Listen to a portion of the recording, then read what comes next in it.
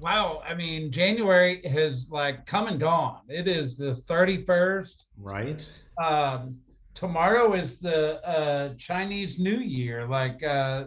They all start tomorrow, right? But January 31st, here we go. We're a 12th of the way already into 2022, which is exciting. All our friends are joining. Let's kick this off.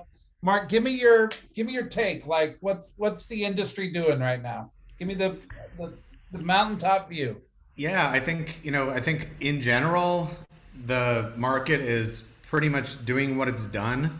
Um, I think, a few fewer homes than maybe we had in November of last year, but, it's starting to ramp back up. People are putting their homes on the market again after January 1st. So I think once the numbers for the month are in, we're going to see that there was actually an uptick in listings from and closings from December. I hope so. I'm cautiously optimistic in your statement, but we'll go there. Rick, how are you? Super good. Thank you. Yeah, we'll get Pierce to pin your video so we can see you. Okay. That'd be awesome. All right, there you go. Gotta make sure I see my friend here. All right, so what are the numbers doing? Let's jump into that. So I've been saying that you got to remember the pandemic shifted the cycles of real estate for a couple of years, but pre-pandemic, what did a normal January feel like? Well, it was kind of slow. I don't want to say slow like nothing happened, but it wasn't our busiest month out of the year. It certainly was probably one of our slower months out of the year. And then February would come and the market would start to pick up and we'd all be flying high come March, right? Well, it kind of Right. feels like that's what's going to happen this year. It's like January was a little slower than we're used to January being. Um, but it's pretty normal. I just want to remind people that's normal. Yeah, I mean and the old Go market ahead. used to be January 15th is when things would start picking up when everyone gets out of their sort of post-holiday fog and Yeah. starts thinking about selling their home again. So it seems like we're getting back to that, which is Yeah. good. Everything new is old and old is new, right? So if you look, active listings, we're just slightly down from what we were a week ago, slightly up from 2 weeks ago. This is Fulton County. Fulton County is kind of holding its line on active listings right now. But as far as pendings, pretty constant 400 ish a week are holding on pending. And then closings 3 weeks ago, 318, then 300, then 323. So it's pretty constant flow of closings and inventory sitting in Fulton County right now. If you slide over to DeKalb County, you actually see a little bit of a pickup each week going on the active listings, which is good. That trend line, the blue trend line, the listings is slowly starting to pick up in DeKalb County. Pendings slowly picking up in DeKalb County. Closings kind of flat, which I think is a okay thing right now, but it's 212 closings in the last 7 days. Um, I'll take it for January. Not a lot of news. We're still watching this active number to see if it starts to climb. Cobb County, 260 to 310 to 317, slow increase. Pendings 242, 36, and 275. So they actually spiked a little bit in pendings and the closings held constant, right? So just kind of going back, remember, if you can see my cursor on the screen, if we go back in history, there's a lot of months with more active inventory back in the past, and it's coming, guys. It'll pick up in the next 30 days. Just get ready. All that being said, Mark, I think, and I want your comment on this, Rick and Mark, is how do we go create listing inventory? Like, what are the activities we need to be doing right now to position ourselves to win in the next 60, 90 days? Yeah, I mean, the biggest thing is talking to your sphere, right? Like the people that you already know that know and like and trust you. I think Rob Smith did something really brilliant this past couple weeks, and I don't think he'd mind me sharing because he put it out on social media. But he basically put a call out saying like, "Hey, we've got all these buyers that we can't find homes for. I'm not looking for listings. I'm just looking for homes for my buyers. And here's a link to fill out a little questionnaire to let me know about it. And if you want to do it anonymously, you can. But if you want to put your name in, we're going to do a drawing for $1,000 to a charity of your choice at the end of the month. But we're just going the extra mile to try to find listings for these buyers. And that's going to generate, I know the first day he had gotten, in the first couple of hours, he had gotten like 6 leads on properties. Some of those are going to be listings. So I think that's a really smart thing to do, using social media as a megaphone to reach your people. There you go. Rick, Yeah, I think Mark nailed it. I mean, supply and demand dictate the market and dictate appreciation or depreciation. And so the half of the conversation that's not present is what's buyer demand doing and how does that look going forward first quarter? And the ultimate answer to that will lead us to what happens with pricing and with the how many houses are on the market and how many go under contract. So to Mark's point and credit, I think creating awareness that, hey, supply side's still low and there's opportunity. And if you want to capitalize on the highest and best return of the sale of your house, it's always in a market where supply is low and demand's high. And so I don't think buyer interest has waned yet. And I think this could be the strike zone for the greatest opportunity we'll see, because in the spring markets, human nature is that as the weather warms up, people come out from hibernation, do the necessary things to prep their house for sale, and excess competition rarely provides a foundation for better returns. So this could be the ultimate, again, strike zone for your potential sellers that are on the fence. And I just want to point out the obvious for a second. None of this happens if we don't get into action. Like, it's all about doing activities, right? Like, and just sometimes posting on social media or sending an email, although those are good, there's a little more, what do they call it, belly to belly interaction with your database that creates that movement much, much faster. But anyway, I think the other key is when you're having conversations about this, it's not just, would you sell? Because a lot of people out there would sell, but they don't want to sell because they don't know where they'd go. So the real question is, okay, if we could find you what you want, would you sell? And then let's talk about what you're looking for, and then you go on the hunt for that. There you right? go. It's one of the agents in my office said they look at their database as a chessboard, and they're trying to match people up and move pieces around. So like, okay, this person would move if they could find a condo over here. Let's find someone that has a condo over here that they're willing to sell and find out where they want to move. And it's just like, shuffling the pieces around. Yep. And creating a compelling question that leads to a quality conversation around what it looks like to move pieces in a winning fashion for your client. There you go. All right. So this article, I just want to put this up here as a stark reminder. There's a couple of things in our industry that we all think just wouldn't happen to us, like getting sued for copyright infringement on photos. And I guess Zillow has little more money than we do, but they just got smacked over a 6-year lawsuit for $2 million on photography copyright infringement. And, there's kind of two things that goes on in our industry that we kind of sometimes pay attention to and sometimes ignore because we think it won't happen to us. One of which is copyright infringement around photography. And the other is that do not call list. Don't call somebody on the do not call list.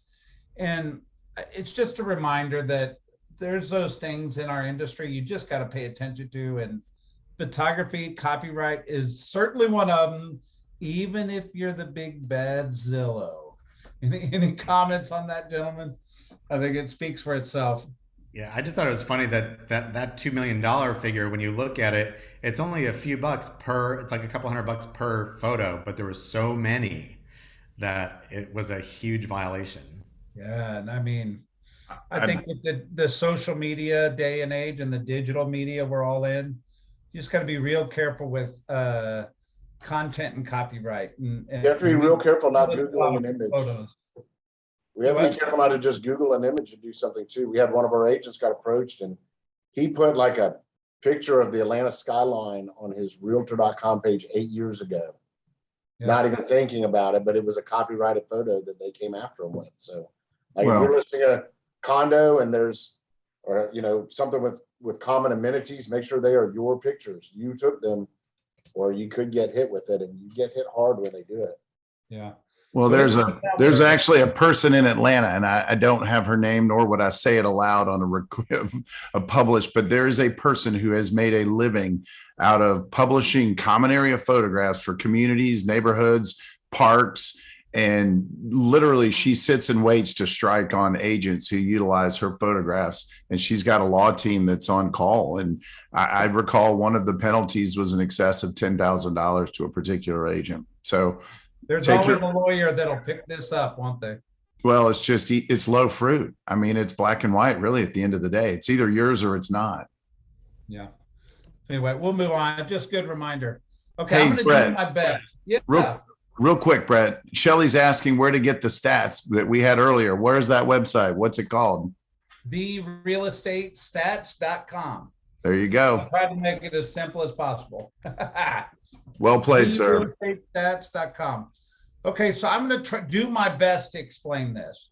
And I want you to understand this is an economic thing that's going to affect our industry. So typically you put, I'll give you an analogy first. We put money into a bank. And you got to imagine at some point in the past, in the long past, banks would hold our money and then the bank would go under and all the people would lose their money that were in that bank. So then the government came out and said, we will FDIC insure that if Mark Jones puts 100 grand in the bank, that Mark Jones knows that the government insures that $100,000 is in that bank. Well, the mortgage market is a little bit similar in the sense that you buy a house with a mortgage, and then that mortgage is funded, but then it gets sold on the back end to bigger companies that buy those mortgages in bulk. And it's really important to the front end mortgage company that they can sell that mortgage on the back end. Otherwise, they won't be able to lend money again because they have a finite amount of money they can lend. Well, through the economic ups and downs of the US economy, in order to keep the housing market stable, the federal government became the buyer on the back end of mortgages. And they would go buy those mortgages from your lending institution. And so the government, to the tune of $2.7 trillion, owns mortgages on the back end. And so the Fed is making a statement that says, hey, we need to do a little risk management or risk reduction. So the federal government is actually looking to wind down its purchases and laying of the groundwork to shrink that big number of federal mortgages that they back. So what does that mean for us in the front end of this? It means that it could cause interest rates to go up. It could cause the risk of the front end to be managed a little bit different, which means they may need to raise rates a little bit to be able to sell the mortgage on the back end. It's certainly something I don't think the federal government would let our lending institution go south, but they are looking to diversify and get out of being a federal mortgage backing business. What do you guys get out of this? Did I do an okay job explaining that? Yeah, actually, a great job. The thing that it also may do is sometimes when this kind of thing happens, it'll tighten the lending requirements for mortgage lenders, because they do have a finite amount of money to lend, and if they can't sell them as quickly, they get a little more conservative with who they lend to. So that's something that might be on the horizon. So something to look out for. Perfect. Yeah, and if you're going to encourage the private sector to engage as an investment, I mean, we've had a robust economy for a decade straight. 2.75% isn't an exhilaratingly exciting number. It is potentially a safe haven if hedged against real estate. But to your point, rates would potentially have to go up to make, to increase the appetite in the private sector. Yeah. So this is like MBA version economics that I didn't take in college, but at the end of the day, um, it's something we need to understand because it's a factor coming at our industry a little bit. But it's important to understand. The other thing is where are we at on this whole coronavirus stuff? So this article was originally published in 2020, but the data has been updated as of today. And here's the data that is important for us to kind of understand here is you can see back in July, the amount of unemployment money that people that were still collecting on unemployment has just gone so far down. Unemployment's not really a factor anymore as a result of the pandemic and coronavirus. Confidence in the economy. Optimism's returning. Americans feel safe from the virus thanks to the vaccine. That's debatable, of course. They are going back to work and they don't need to wear masks everywhere they go anymore. Debatable, I get it. But where's the overall confidence factor? It looks like it's coming in at around 86. And I don't know if that's a 100-point scale or not, but you can see the change in where confidence is. We got really confident, and then I think Omicron brought us back down on the consumer confidence a little bit. But it's due to go back up. Fueling up the car. Gasoline producers are pumping up the volume as Americans get back on the road. Demand for gas is almost back to normal as people commute to work again. Anybody notice the traffic in Atlanta is almost feels pretty normal again, right? Like that's always been a factor. I think I've been enjoying the movement around the city over the last couple of years, and maybe it's coming back. But it's certainly what's really interesting about that, as it relates to our industry, is a lot of people bought their new home when there was not really a whole lot of traffic. So it's going to be interesting to see when traffic is back to normal, if people still like their new choice of location, right? Yeah, 100%. It's certainly a factor, right? Like that's what in the beginning it created the suburbs, and then it brought everybody back to the city, right? Because they didn't like the commutes. Shopping at retailers. I don't know about you guys, but I'm spending a lot of money right now just on food and all the above, right? Flying on airplanes is still down a little bit. They're saying it's down about 18%, but buying a house right now is down 4%. After a brief plunge in sales, the housing market boomed during the pandemic as interest rates fell to record lows and people sought more space to escape the virus. The big problem now, obviously, a lack of homes for sale. Not any news flash to us on this call, but it's certainly it's a little bit adjusted from pre-pandemic. Just updates on. I thought it was an interesting perspective around where we sit in terms of the recovery of the pandemic. Any thoughts, comments? I'd just be curious to see on the shopping at retailers, like what does that breakdown look like if you were to take online retailers versus, in-person storefronts? Because I think with the pandemic, so many people that didn't used to shop at Amazon or buy things online are now sort of addicted to buying stuff online. So it would be interesting to see that breakdown. I think if you were moving today, you could put it out on social media. Hey, save your Amazon boxes for the next 7 days and get plenty of moving boxes to do an entire house over a 7-day period For sure. from your database. All right. Were those nationwide stats, Brett? Do you know? Yes. I would assume they are. Yeah, that's coming off of Market Watch. Yeah. And we'll pump these article links out. So here's the big tagline, and then I'll go back to the front of the article. We're dealing with more inflation in Atlanta than the US average right now. And I think we're feeling that a little bit. So currently our inflationary rate stands at 9%, where the national average is coming in at 7%. Doesn't seem like a lot, but 2% of a big number is still a big number, right? And really the commentary says America's most popular housing markets have an inflation problem. What are your thoughts? Yeah, I mean, the article kind of talks about, people moving from places like New York and LA and San Francisco and Chicago. Atlanta's on sale compared to what they're used to. So it's driving a lot of people here. And those people, because they have more money in their pockets, are spending more, which drives up demand, right? Yep. Well, and So then it's a to good be thing. consumer confidence, or perception, I should say, like you said, is a big factor. And if it's still less than where they're coming from, there's a perceived value that creates that margin for them to play that game. I think there's also a narrative that the whole COVID season has created, that everything's more expensive, and the supply chain conversation. I mean, they overlay that against everything. So I think there's a narrative that gives retailers margin to do it. Yep. The flip side of this too is that our prices are still rising at a strong rate versus some other markets where the inflation isn't as high. So, the home prices are still surging. Absolutely.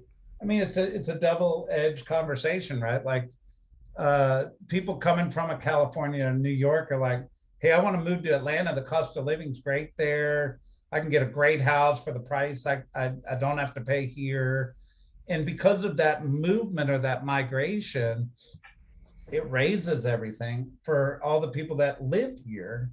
But at the same time, how many times have we talked about all the equity being created as a result of this, right? Mhm. If people have massive amounts of equity in their house right now as a result of basically Atlanta being a popular housing market. So it's a good thing. Uh, Depending on if you're the economist looking to sell articles or somebody looking to sell your house and cash out on the equity, right? All right, I popped this article in here, gentlemen, because I think this is a little bit of a roadmap. So Inman posted this article. It was the 22 reasons to be on a mega real estate team in 2022. And here's the thing, not everybody wants to be on a team or even have a team. But what I think is interesting about this article is if you read these 22 reasons, these are the value propositions of a team.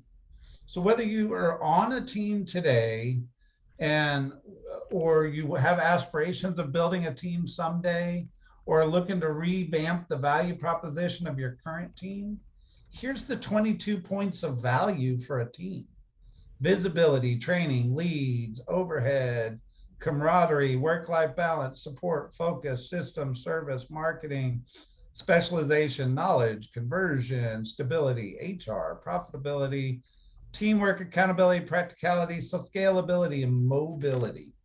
And I just thought, man, maybe I don't want to have a team for 5 years. I should print this out and stick it in a file folder somewhere and go, hey, when I'm ready to do that, I need to go look at this article and go, here's my value proposition conversation. When I was reading it, that was the thought that came to my head was like, I want to share this with our teams. So, because I think it does a really good job of outlining the value proposition. So, not all teams are great at communicating why you should be on their team and what the value is and why are you paying 40 to 60% of your commission to the team, right? And I think this does a really good job outlining it, and I thought would be helpful for any of those folks that are struggling with how to communicate the value. 100%. And whether you're a big team or a small team, those are still the core tenets for stickiness in the environment that you work. And to recognize, even adding one person, you're still competing with a team of 10 or 12 somewhere else. And you want to make sure that you bring your best game to the table. There you go.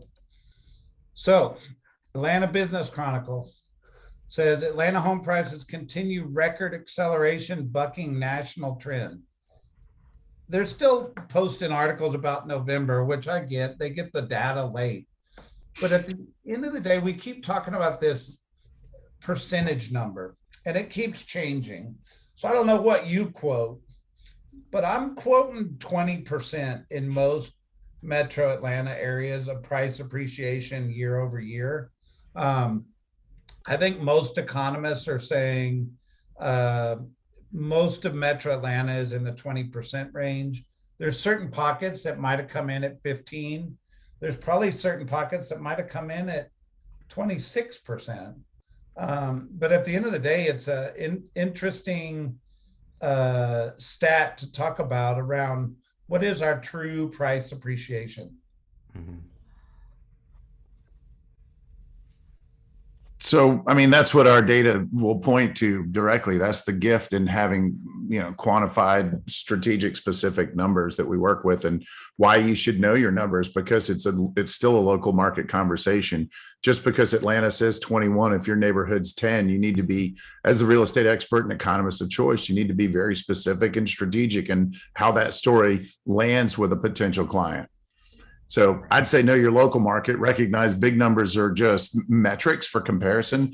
And what you'll also see is that despite recent cooling at the national level, don't think that the ripple effect of national media won't at some point concentric circle itself into your life locally. So be aware, we're not immune from the effects of a national narrative either. Right. Yeah, and it's an education, to Rick's point, it's an education opportunity for us with our clients to be able to help them understand what's happening in their neighborhood, so that they're not expecting a 20% increase if they're in a neighborhood that's only increased 10, right? There you go. This metro area median price 370. Why that's important is you're going to probably hear, if you attend family reunion, they're going to talk about the iBuyers and all that stuff. And we got firsthand from the top economists at Keller Williams that Atlanta is the hotbed for iBuyer business right now. It's a hotter market than a lot of the other major areas. It has a lot to do with this price right here. We smack dab sit in the middle of that iBuyer buy box zone, and our houses, if you were sitting behind a computer screen halfway across the world, our houses fit in well to what they call an AVM model, which is they're able to tell what the value of a property is based on a formula, because the properties don't drastically change across demographics. So anyway, any thoughts on that, gentlemen? Just that, I mean, they mentioned that, but we have to remember that Metro Atlanta is a 13 county area, and a lot of that's driven by the suburbs, because that you have larger subdivisions in the suburbs, and we have a lot of in town. We have a lot of subdivisions that were created back in the early to, well, I guess the late 90s to early 2000s. So that's where the homes are so easy to comp against each other. Not so much in a lot of the in-town neighborhoods where you're comping a ranch against a 60s mid-century against a 20s bungalow, right? Right. Well, I think the interesting thing is you're 100% right, Mark. I mean, real estate's always hyper local. So certain pockets, if you sell in a certain area, you may get some of these factors we talk about, and you may be immune to them. Mm-hmm. But most of our agents, I think, tend to sell in a couple different areas around the city, and it's just important to know, in my opinion. Absolutely. Terry asked a good question that said, what did I mean by we're not immune to the national narrative? And all I mean by that is their supply and demand ultimately drives pricing in most markets, economic standard. But when woven into that is consumer confidence in the conversational sense that if you feel good about where we're going, people tend to spend more, compete harder. They put their money where their mouth is more often. So the national narrative is what shows up on the national news every night when they talk about what's going on the grand scale or grand stage.